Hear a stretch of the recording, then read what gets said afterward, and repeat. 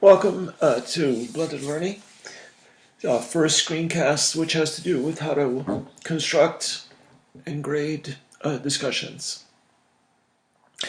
So, as part of this first assignment, what we want to look at is how can a teacher come up with a question for discussion and structure it so that it promotes the ideals of the community of inquiry framework, which includes social presence, cognitive presence, and teaching presence. And we'll say a little bit about each one of those three principles. Before understanding what the community of inquiry framework is, you need to look at how it applies to each of these three principles and how they apply to whatever project, whatever group, whatever class you're working in. And so we'll begin by looking at how a discussion fits into the community of inquiry framework, a discussion that is as part of a blended learning course. And the first way is that you have to use the discussion to build community and trust in your class. You want to go over ways in which students can reply to posts and make posts, that is, guidelines. You want to give rubrics for the class, for the grading the discussion, and discussion should be graded. Posts and the initial posts and replies to posts should all be given point values and be graded. There are very easy ways to do this and ways that fit very nicely into your grading system. It's a strategy of frequent low-stakes grades, which allows students to get some credit for whatever they do online as part of the discussion. You want to consider opening and closing the discussion in a short time frame so that it stays active and it's not a long time to respond, so that people will say something and then not get any replies for a long period of time. And you as a teacher want to model the sharing of personal meaning. Without that, without students also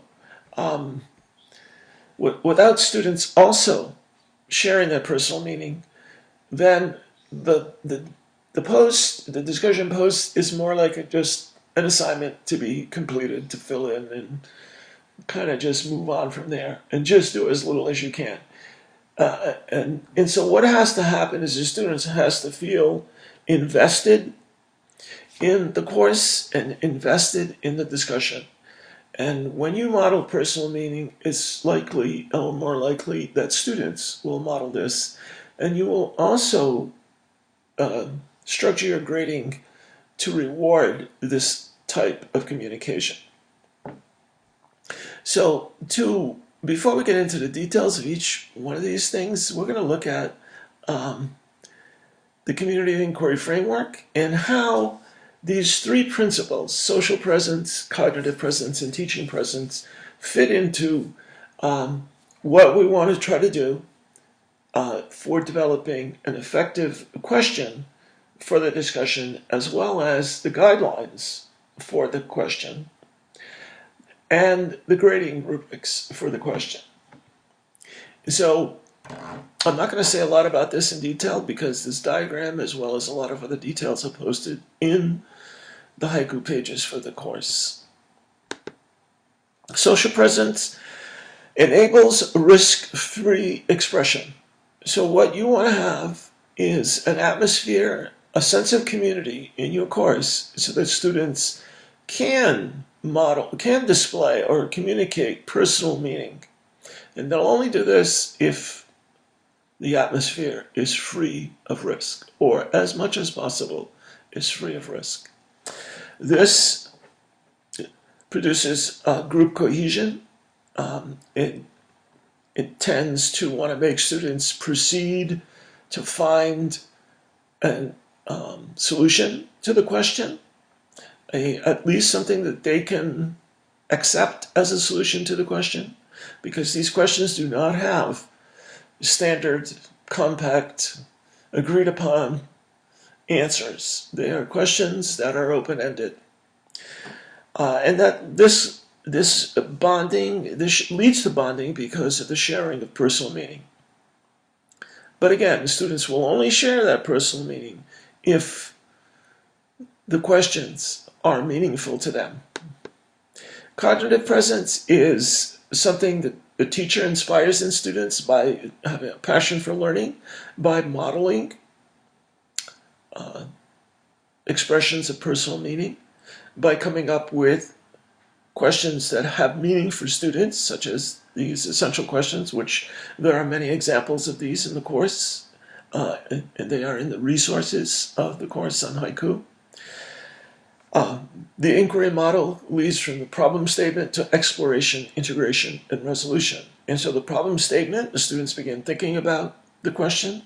Exploration is the thinking, research on answering how they're going to answer. Integration is the discussion itself and how students draw from each other's ideas to come up with their standpoint.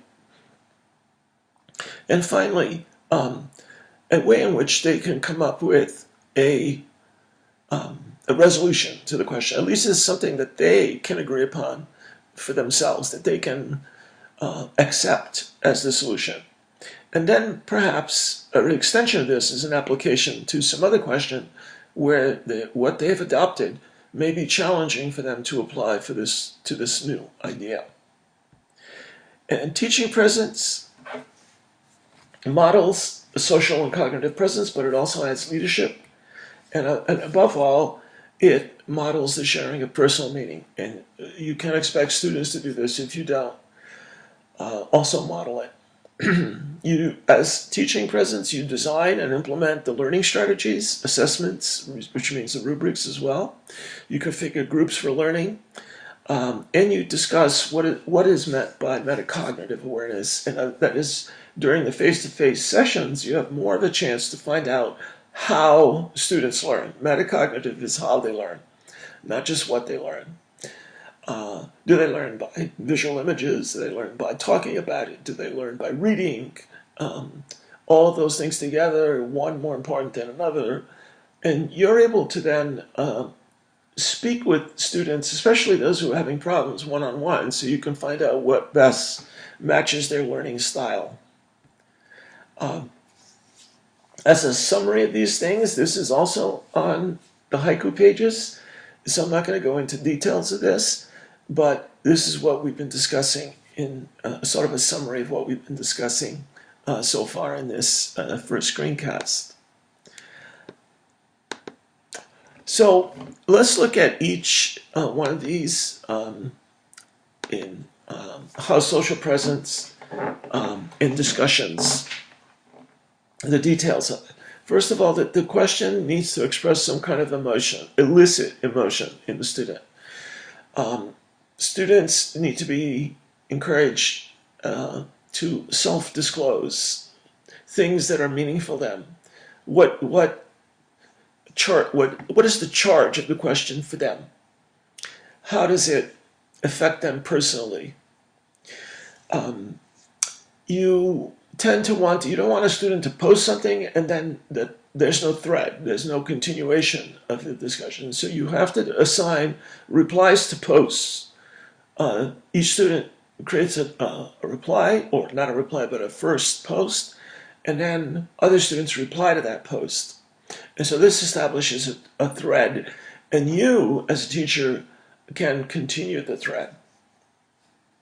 You use quotations from other students as quotes for replies that you make to still other students. You ask questions in your replies to what students have said. You agree with other posts, and you make complimentary remarks. All of these lead to social presence and the modeling of community for the class. Social presence in blended learning also has all of these guidelines. These are all posted as resources in the course, and I'm just going over them so that in this brief screencast you will have something to go on to create your own question as the fulfillment of the first assignment for the course. You use names. I like what John said, and so on. You read carefully, so you're not inferring meaning that wasn't really there. Compliment the person that you're replying to. Ask questions politely. Ask for clarification, but do so politely. No sarcasm, no slang, obviously, and no put downs, very obviously. Review before sending, so your reply is free of misconceptions and errors. Don't use all caps because that's a form of shouting when you're writing something as a message. Share your own personal meaning, again, as a model. And be open-minded and express your opinion, but recognize it as your opinion. In establishing all of these guidelines, you're going to ask students to agree upon them. And this is kind of a long, there's 6 here, and then there's seven more on this page.